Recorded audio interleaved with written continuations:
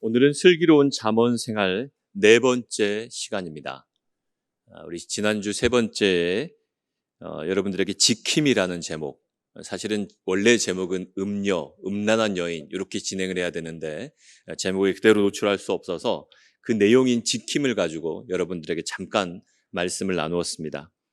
근데 지난주 말씀은 제가 영상에 그대로 남기지 않았어요. 그러니까 매주 영상을 남기는 게 아니라 저도 자기 검열을 하거든요. 설교가 끝나고 나서 이게 왜냐하면 유튜브를 통해서 다 공개되지 않습니까?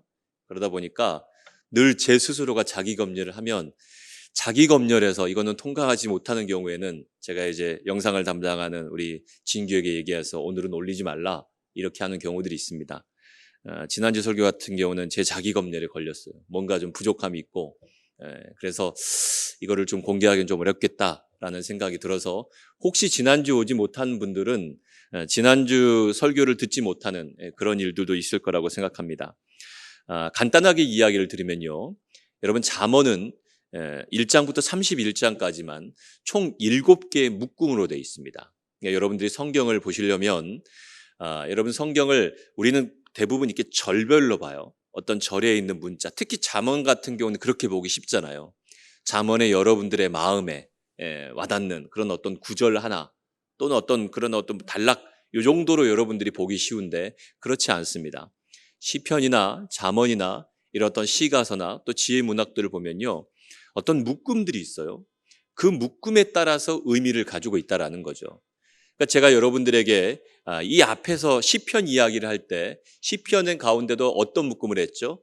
맨 앞에 있는 첫 번째 묶음만을 가지고 여러분들에게 짧게 말씀을 전했었습니다.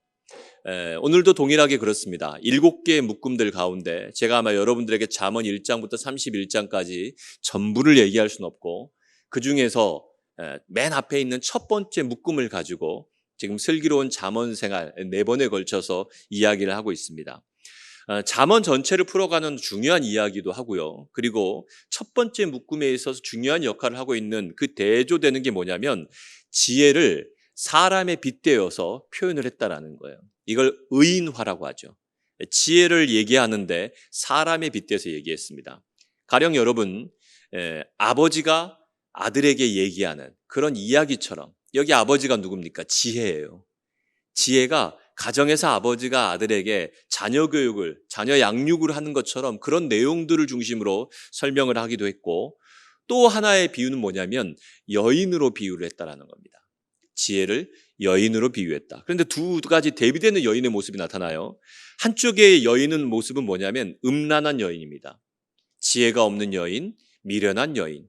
이런 여인이 우리를 초대하는 거죠. 우리를 유혹하는 겁니다. 또 한쪽의 여인은 어떤 여인이냐면 오늘 말씀의 제목인 지혜 여인입니다. 이 지혜 여인은 우리를 어떤 삶의 자리에 초대할까요? 지혜로 이끌어가는 지혜의 길로 초대해 가고 음란한 여인은 결국 우리를 유혹해서 우리의 영혼을 파괴시키고 우리를 사망의 길로 이끌어 간다라는 겁니다. 유대인들의 신학 가운데는 이위일체론이 있습니다. 한번 들어보셨어요? 우리는 기독교는 삼위일체론을 얘기하잖아요. 근데 유대교는 삼위일체론을 인정하지 않습니다. 왜냐하면 그리스도를 인정하지 않으니까. 근데 유대인들의 신학 가운데 일부 신학자들이 이위일체론을 주장해요. 이건 아마 처음 들어본 이야기일 겁니다. 뭐냐면 하나님의 말씀, 이 하나님의 말씀을 히브리어로는 다바르라고 얘기합니다. 그리고 헬라어로는 로고스라고 얘기해요. 신약 성경 헬라어로 보면 로고스라고 표현하는데 하나님의 말씀은 남성으로 표현됩니다. 남성. 그리고 우리가 지금 살펴보는 지혜, 이거를 히브리어로는 호크마라고 하고 헬라어로는 소피아라고 하는데 이 지혜는 여성으로 표현해요. 그러니까 말씀은 남성, 그리고 지혜는 여성인데 하나님께서 자신의 아들인 말씀, 여러분 이 말씀 로고스는 우리 성육신하신 예수 그리스도라는 것을 우리 너무 잘 알고 있습니다. 그렇죠? 우리는 그렇게 잘 알고 있지만 유대인들은 그렇게 인정하진 않죠. 유대인들은 하나님의 말씀, 그 말씀이고 그리고 또 하나님께서 지혜를 통해서 자신을 드러내신다라고 표현하는 거예요. 그러면서 뭐예요? 말씀과 지혜를 뭔가 좀 일치하려고 하는 그런 시도가 있었다라는 거죠. 말씀과 지혜를 일치하려고 하는 시도. 이게 사실은 기독교의 오랜 전통 가운데 하나이기도 합니다. 잠언서에 나타난, 특히 이제 우리가 살펴보았던 7장이나 8장이나 9장에, 특히 8장과 9장에 등장하는 이 지혜 여인을, 이 지혜는 예수 그리스도시다. 예수 그리스도의 예표다. 그리고 예수 그리스도의 어떤 구약의 모습으로 그렇게 해석하는 경향들이 나타난다라는 거죠. 근데 엄밀히 말해서 여러분, 뒤에 우리 요한이나 바울을 보면요, 지혜와 말씀은 구분을 했어요. 말씀 로고스가 예수 그리스도인 건 분명합니다. 그거는 요한이나 바울이나 다 공통적으로 그렇게 생각을 하죠. 그런데 이 말씀이 과연 지혜냐, 구약 성경에 말하는 이런 솔로몬의 지혜냐라고 말했을 때는 그건 그렇게 해석하지 않는 거죠. 분명하게 구별하고 있는 거죠. 말씀, 로고스는 예수 그리스도, 지혜는 그렇지 않아요. 그러면 여러분, 이것을 분명하게 구별을 하면서 우리가 좀 이해를 하면 지혜가 무엇인가를 조금 더 이해하기 좋을 거라는 생각을 하게 됩니다. 어렵죠, 설명이. 앞부분부터 너무 어렵게 해서 여러분들에게 죄송한데, 근데 이게 지금 여러분 잠언을 제대로 이해하려면, 나중에 여러분들이 읽어가시려면 이런 구조를 여러분들에게 한 번은 설명을 해드려야지만 잠언을 이해하는 것들이 훨씬 좋을 것 같아서 여러분들에게 어렵지만 설명을 했습니다. 혹시 이해가 안 되신 분들은 제게 카톡으로 물으시거나 아니면은 여러분 SNS나 또 줌을 통해서 물어보시면 제가 설명을 좀 더 구체적으로 드리도록 하겠습니다. 목사님, 그 짧은 설명으로 이해가 되지 않습니다. 목사님의 표현력이 너무 부족한 것 같습니다 하면 제가 다시 더 연구하고 표현을 준비해서 여러분들에게 이걸 최대한 쉽게 설명을 개별적으로 드리도록 그렇게 하겠습니다. 청년 시절 제 은인 가운데 한 분이신 제임스 인넬 패커 목사님께서 지난 17일 향년 93세로 별세하셨습니다. 우리는 J.I. 패커라고 잘 알려져 있죠.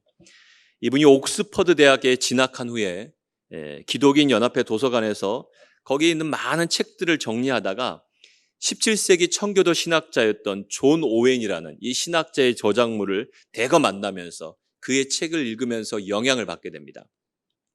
그러면서 신학을 하면서 많은 사람들을 위해서 책을 쓰고 가르침을 통해서 영향을 미치게 되죠.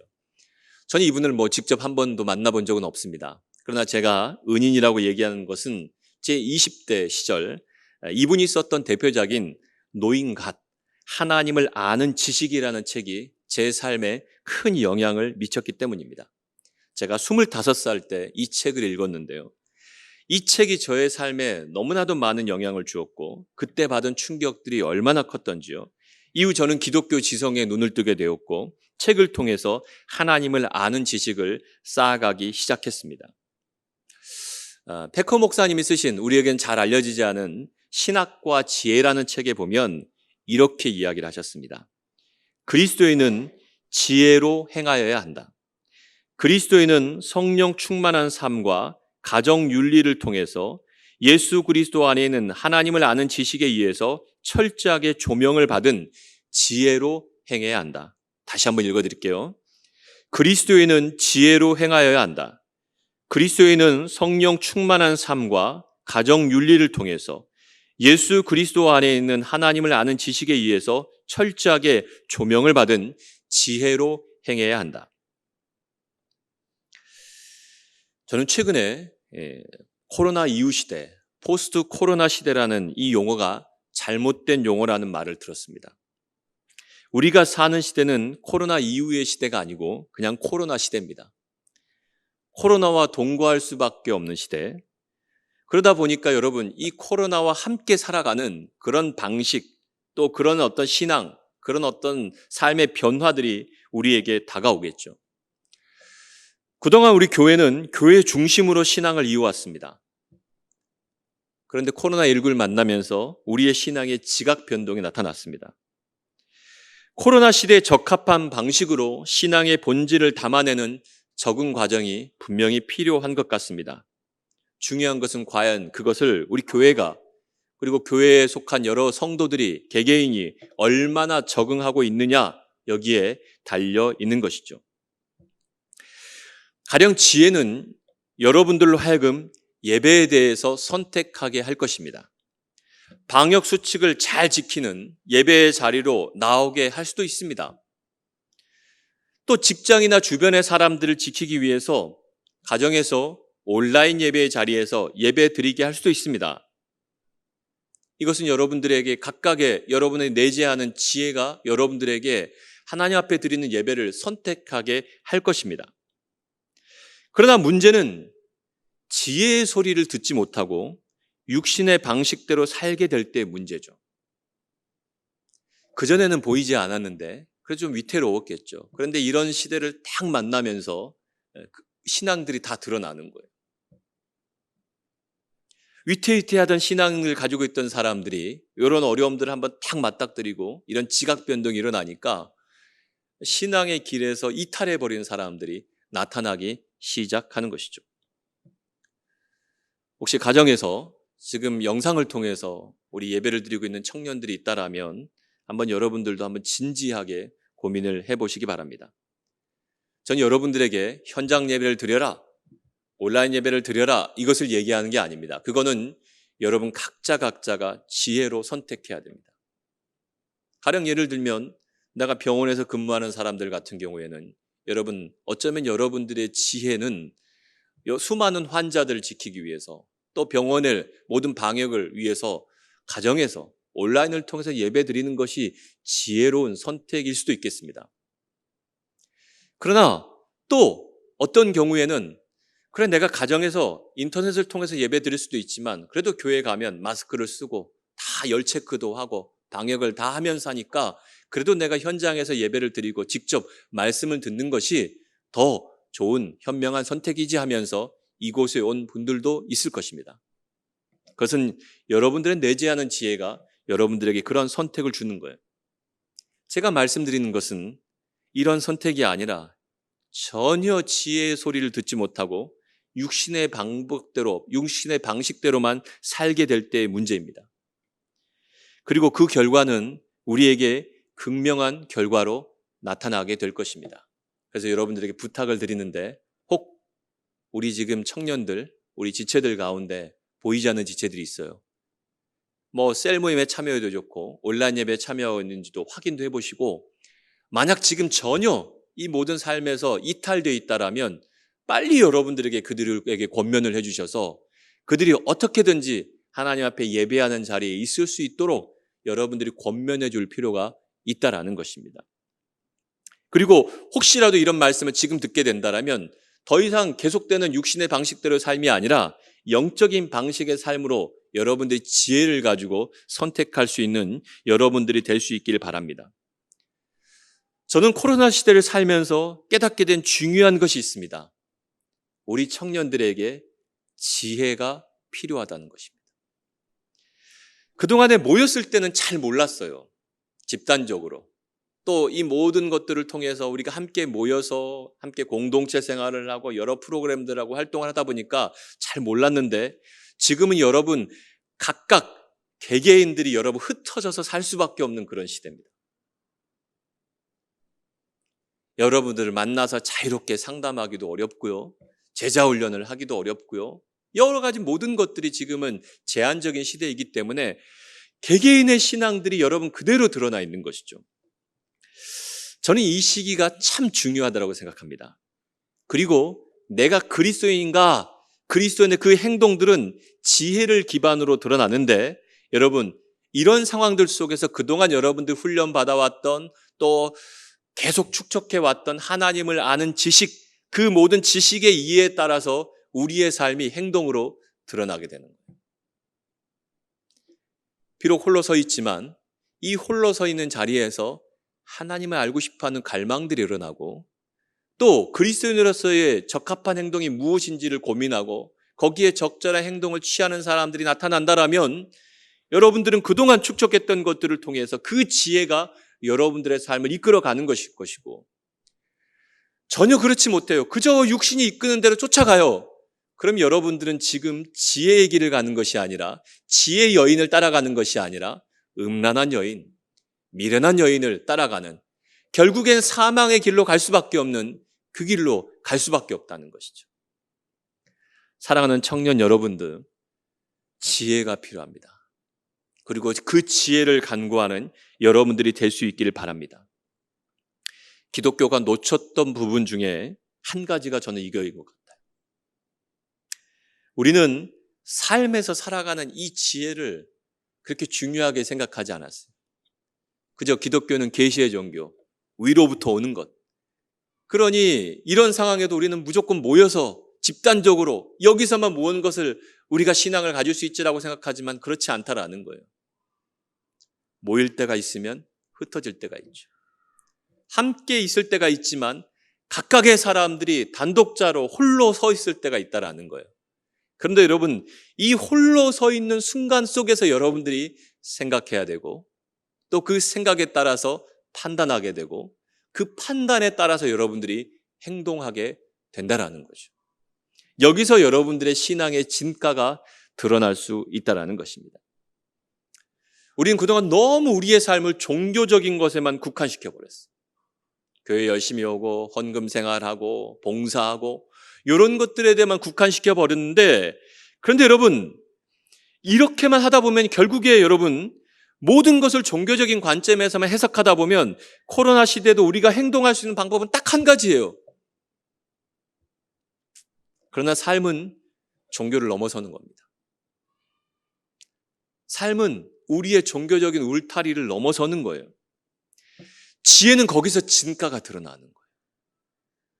여러분들 안에 내재하는 그 지혜가 있다라면 그 지혜는 여러분들이 각각에 처해 있는 그 상황 속에서도 그리스도인다운, 하나님의 자녀다운 그러한 적합한 행동과 삶으로서 여러분들에게 나타날 수밖에 없다라는 것이죠. 잠언의 독특한 특징이 지혜를 의인화했다고 했죠. 그래서 지혜를 남성에 빗대어서 아버지가 청년에게 하는 것처럼 요게 10개의 시가 있습니다. 그중에 제가 한 번을 살펴봤었고요. 그 다음에 지혜 여인이 청년에게 얘기하는 게 8장과 9장에 두 번에 걸쳐서 이야기를 해요. 자, 아버지가 청년에게 하는 거는 가정에서 하는 자녀 교육입니다. 그런데 지혜 여인이 청년을 불러요. 청년을 부르는데 어디서 부르냐면요, 사람들이 몰려있는 길거리에서, 광장에서 부릅니다. 여러분, 길거리에서 사람을 부를 때 아주 작은 소리로 속삭이듯이 부르면 들립니까? 안 들리죠. 사람들이 많기 때문에 그때는 어떻게 돼요? 큰 소리로 누구를 불러야 돼요. 그러니까 여러분, 이게 잘 드러나지 않지만 사실 여러분, 이 잠언 앞부분에 있는 이 이야기들, 아버지가 아들에게 얘기하는 것은 자상한 아버지가 자녀에게 교육하는 그런 내용으로 조근조근 설명하고 그런 어떤 이야기로 한다라면, 여러분, 지혜 여인이 이 청년에게 얘기하는 이야기는 아주 강한 호소력이 있는 큰 목소리로 얘기하고 있다는 거예요.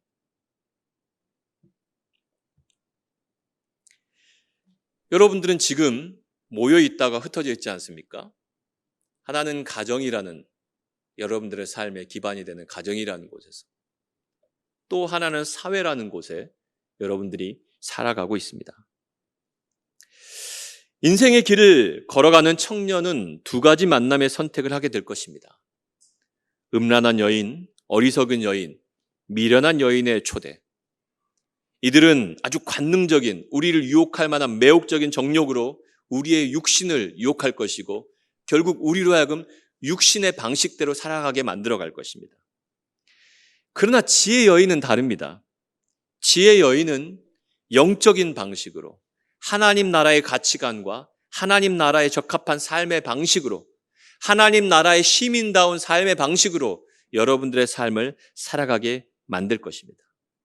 이 여인들이 지금 여러분들이 살아가고 있는 삶, 그곳에서 큰 소리로 외치고 있습니다.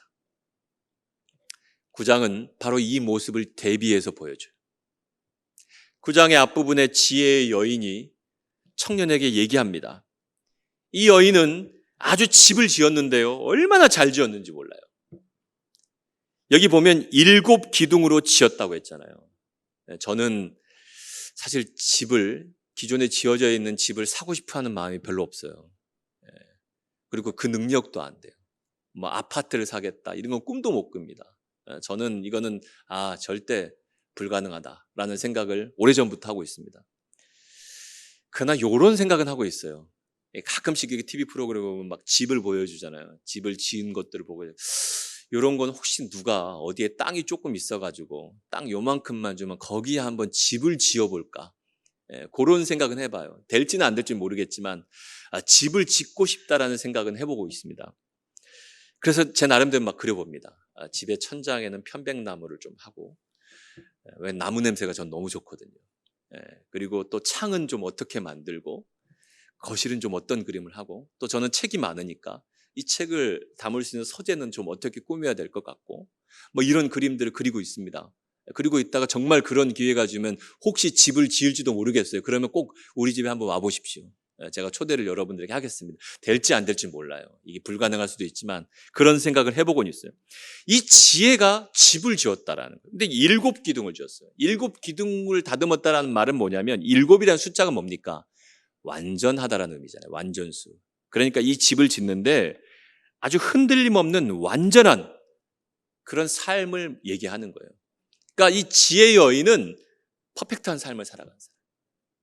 흔들림 없는 견고한 삶을 살아가는 이 여인이 집을 지었고 뭐 했냐면 이 집에 초대를 하는데 여러분 최고 등급의 고기 요리와 최고 등급의 포도주를 다 준비해서 거의 뭐 미슐랭 등급의 요리를 만들어서 이 젊은 청년을 초대했습니다. 자, 이것을 드십시오. 아주 완전한 집을 짓고 거기에 여러분 최고의 음식을 준비해서 만찬을 통해서 초대를 했어요.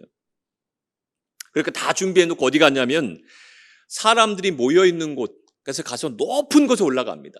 사람들이 밀집해 있는 광장의 높은 곳에 가서 큰 소리로 청년들을 초대하는 겁니다. 여러분 오십시오.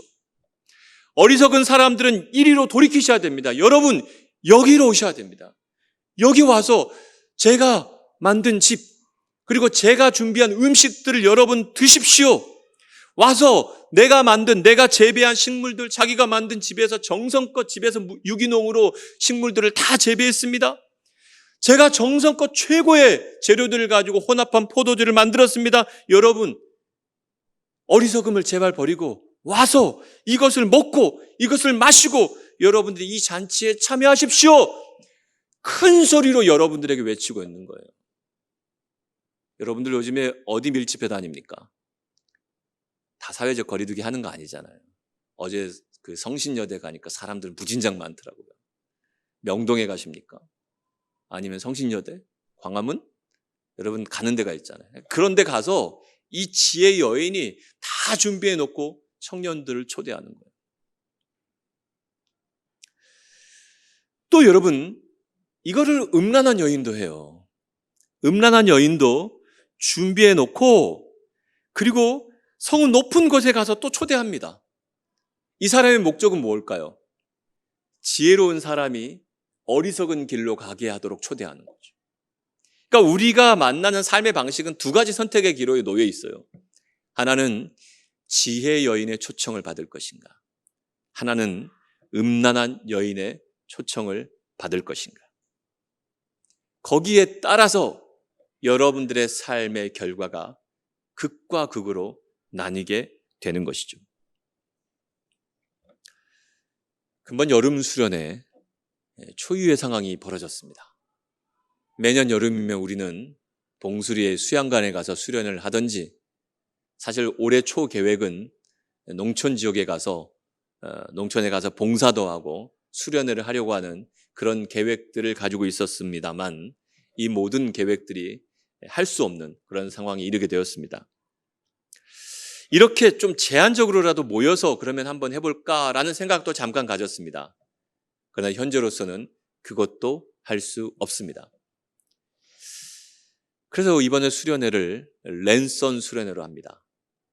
우리가 수련회를 모여서 하는 게 아니라 여러분들이 있는 곳에서 다 여러분 인터넷을 접속해서 하는 아마 유튜브, 줌 이런 어떤 소통할 수 있는 장치들을 통해서 여러분들과 함께 수련회를 갖게 될 것입니다.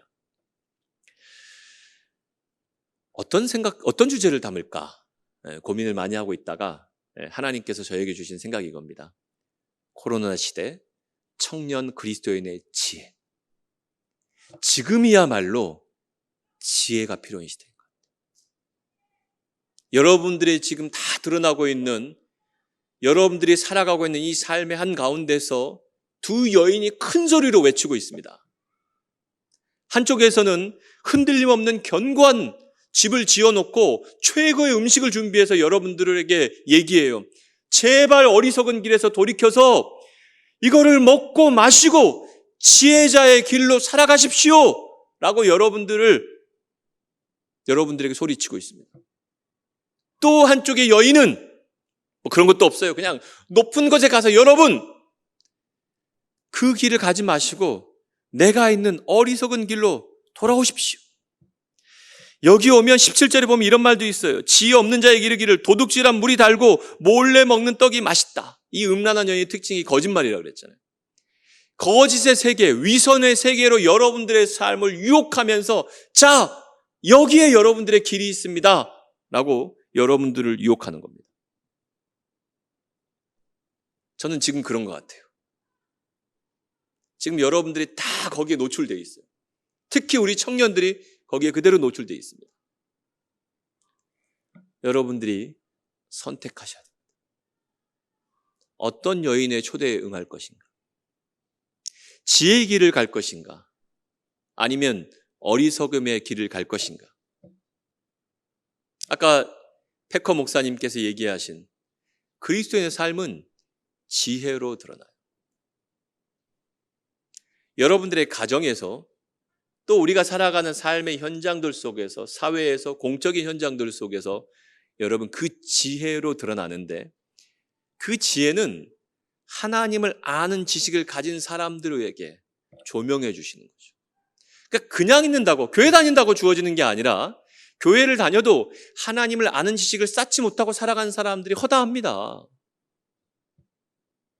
그러니 여러분 구약의 호세아 선지자 같은 사람은 그런 얘기 하잖아요. 여러분 교회에서 헌금하고 예배드리고 봉사하는 것보다 제발 하나님 좀 아십시오. 하나님이 원하시는 게 그겁니다. 여러분들에게 진짜 필요한 것은 하나님을 아는 지식입니다. 이 이야기를 얘기해요. 사도 바울이 그런 얘기를 하지 않습니까? 여러분들에게 필요한 것은 그리스도를 아는 지식에서 자라가는 거예요. 교회만 다닌다고 그리스도인답게 살아가는 게 아니라 여러분 교회 다녀도 전혀 지혜를 가지지 못하고 지혜에 기반해서 행동하지 못한 사람이 너무나도 많아요. 막 제가 여기서 실명을 거론하면 안 돼요. 그러면 막 이 명예훼손으로 소송 걸고 그러니까 요즘에는 그런 시대이기 때문에 그럴 수 없습니다. 그냥 여러분들이 생각하십시오. 우리 주변에 그런 사람들이 누구일 것이다. 너무나도 많아요. 아니 똑같은 성경을 읽고 똑같이 하나님께 예배하는 사람들이고 그리스도를 따르는 사람들인데 도대체 어떻게 저런 행동들을 할 수 있을까? 왜 그럴까요? 지혜가 없어요. 지혜가. 그들은 교회를 다녀도 성경을 전하고 성경을 들어도 제자 훈련을 받아도 하나님을 아는 지식을 갖지 못해요. 그러니 한 번도 그 지혜로서 행동해 보지 못하는 거죠. 그러니까 막 엉뚱한 행동들을 하는 겁니다. 그러면서 세상과 점점 더 멀어지게 만드는 거죠. 그러나 여러분, 이 흩어짐의 자리에서 지혜를 가진 사람들은 그동안 여러 가지 방법들을 통해서 책을 읽고 훈련을 받고 말씀을 열심히 듣고 이런 어떤 훈련들을 가져왔던 사람들, 하나님을 아는 지식을 축적했던 사람들은 이런 자리 속에서 그 지혜가 여러분들의 삶으로 하여금 그리스도인답게 행동하게 만드는 것이죠. 사랑하는 청년 여러분, 지혜 여인의 초청에 응하십시오. 그리고 지혜가 우리에게 베풀어주는 풍성한 잔치 음식들을 먹고 풍성한 삶을 살아가게 될 수 있기를 바랍니다. 그러니까 교회에 모여서 여러분들에게 개별적으로 1대1로 이거 할 겁니다. 아마 우리가 이런 온라인을 통해서 할 수 있는 방법들을 준비해서 잘 할 겁니다. 그런데 여러분, 이게 다 채워지지 않아요. 그건 여러분들로 하여금 하나님을 아는 지식을 쌓아갈 수 있도록 옆에서 가이드해 주는 거지, 여러분들이 그런 방법들을 통해서 여러분은 개별적으로 생각하고 또 진지하게 질문을 던지고 하나님의 정말 하나님을 안다는 것이 무엇인지를 고민하면서 그렇게 하나님을 알아가면 그러면 그런 여러분들에게 하나님을 아는 지식에서 여러분들의 삶에 지혜가 나타나요. 그리고 그 지혜가 여러분들을 하여금 그리스도인답게 행동하게 만들어갑니다. 저는 우리 남부교회 청년들이 이와 같은 청년들이 되었으면 좋겠습니다. 이 시대를 이끌어가는 리더는 저는 이 지혜를 가진 사람이라고 생각해요. 지혜의 여인의 길을 따라가는 사람이라고 확신을 가졌습니다. 그러니까 우리 청년들이 이 무더운 여름에 지혜의 여인을 따라가는 그 길을 선택해야 되겠다. 완전한 흔들림 없는 견고한 집을 짓고 풍성한 삶을 통해서 사람들에게 나누어 줄 수 있는, 그리고 미련한 길을 걸어가는 사람들을 이끌어낼 수 있는 이런 지혜로운 사람의 길을 걸어갈 수 있는 사람들이 돼야 되겠다. 이 시대를 살아가는 리더는 바로 여기에서 나오겠다. 이건 제가 여러분들에게 채워줄 수도 없어요. 여러분 각자가 하나님과의 관계 속에서 생각을 하시고 그 관계를 맺으시면서 그렇게 여러분 행동에 가셔야 돼요. 그리고 그게 여러분들의 삶의 모습으로, 행동으로 나타났으면 좋겠어요. 사랑하는 청년 여러분, 이와 같은 초대에 응하시고 정말 이 어려움의 시대 속에서 지혜로 새로워져서 지혜로 무장하여서 지혜의 길을 걸어갈 수 있는 여러분들이 될 수 있기를 주님의 이름으로 축복합니다. 기도하겠습니다. 하나님, 지혜의 여인과 음란한 여인이 우리에게 선택을 요구하는 한가운데 놓여 있습니다. 큰 소리로 우리에게 서로 자기의 길로 오라 라고 하는 이 상황들 속에서 우리가 어떠한 선택을 내려야 될지, 우리가 어떠한 행동을 해야 할지 주님, 우리를 이끌어 주십시오. 우리를 인도하여 주십시오. 우리의 삶이 지혜의 길에 들어설 수 있도록 함께해 주십시오. 이렇게 간구하며 주 앞에 나아가는 사랑하는 우리 모든 청년들의 기도에 응답하여 주옵소서. 예수 그리스도 이름으로 기도합나이다. 아멘.